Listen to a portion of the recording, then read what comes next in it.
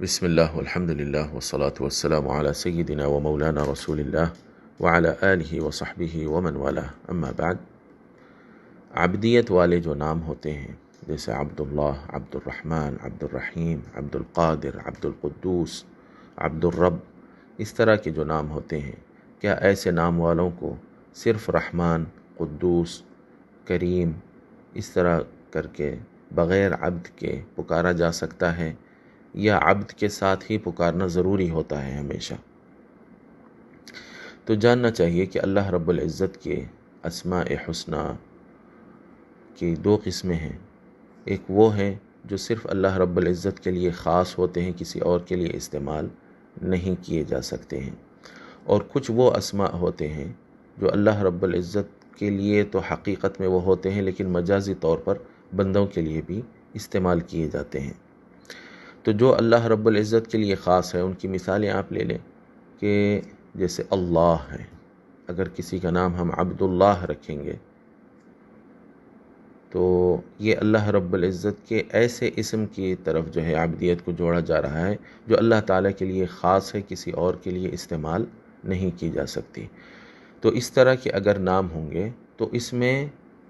عبدیت کے ساتھ ہی پکارنا ضروری ہے، اور اگر بغیر عبدیت کے پکارنے آپ جائیں گے تو ایسا ہوگا جیسا کہ آپ اللہ تعالیٰ سے مخاطب ہو رہے ہیں، تو یہ جو ہے مناسب نہیں رہے، یہ جو ہے جائز نہیں ہے، بالکل حرام ہے۔ جیسا کہ کسی کا نام اگر عبداللہ ہے تو اگر آپ اس کو عبدیت نکال کے صرف اللہ کہیں گے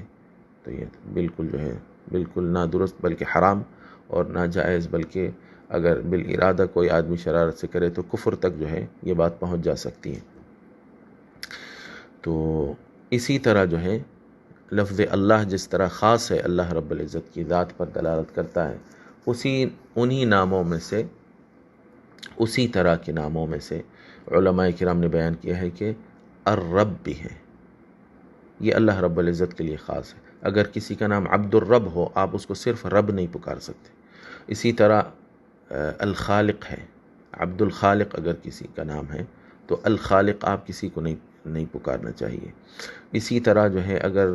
القدوس ہے، اس میں القدوس اگر کسی کا عبد القدوس نام ہے تو آپ صرف قدوس یا صرف القدوس جو ہے نہیں پکار سکتے ہیں۔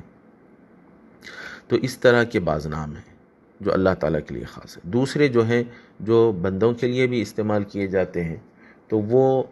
آپ اس کی مثالیں لے لیں کہ جیسا کہ ہے سمیع، جیسا کہ ہے بصیر، جیسا کہ ہے رحیم، اور اس طرح کے یعنی اکثر نام ایسے ہیں جو اللہ کے لیے بھی استعمال ہوتے ہیں، اور کیونکہ بندوں میں بظاہر بندہ دیکھتا ہے تو بصارت والا ہے، اس لیے اس کو بصیر کہا جا سکتا ہے، سنتا ہے سماعت والا ہے تو اس کو جو ہے سمیع کہا جا سکتا ہے۔ تو اس طرح کے جو نام ہوتے ہیں، باقی جتنے نام ہیں یعنی زیادہ تر اسماء حسنی میں سے ایسے نام ہیں اگر بغیر ال کے جو ہے کہا جائے تو وہ بندوں کے لیے بھی جو ہے استعمال ہوتے ہیں، تو ویسے نام جو ہے آپ پکار سکتے ہیں۔ جیسے قادر ہے، عبد القادر کسی کا نام ہے تو آپ صرف قادر پکار سکتے ہیں۔ قدیر ہے آپ پکار سکتے ہیں، اور اس طرح کے جتنے نام ہیں، جبار ہے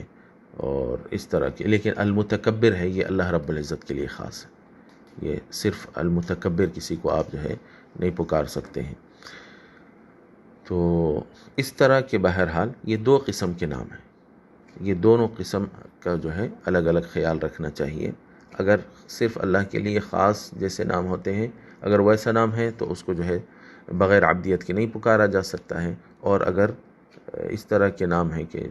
اللہ کے لیے بھی اور بندوں کی میں بھی وہ صفت اس طرح کی کیونکہ پائی جا سکتی ہے، مجازی طور پر، حقیقی طور پر تو نہیں، تو اس طرح کے نام جو ہے آپ بغیر عبدیت کے بھی اگر پکاریں تو اس میں کوئی قباحت نہیں ہوتی ہے اور کوئی خرابی نہیں ہوتی ہے۔ جیسا کہ اگر کوئی بندہ یہ جیسے عام طور پہ کہتے ہیں رحیم بھائی،